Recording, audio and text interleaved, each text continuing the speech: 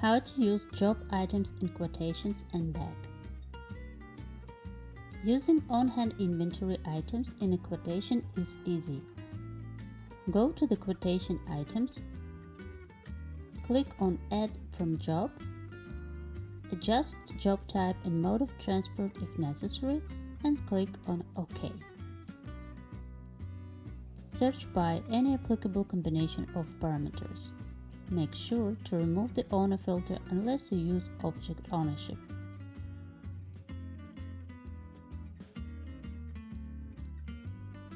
Select items in the search result and click on Load. The items will be loaded with all the details including photos.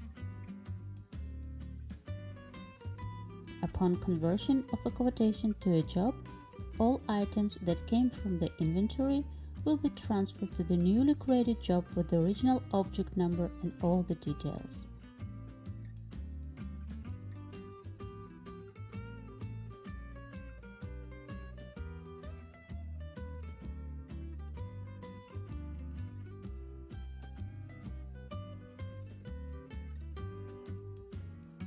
The items in the original job will be flagged as transferred.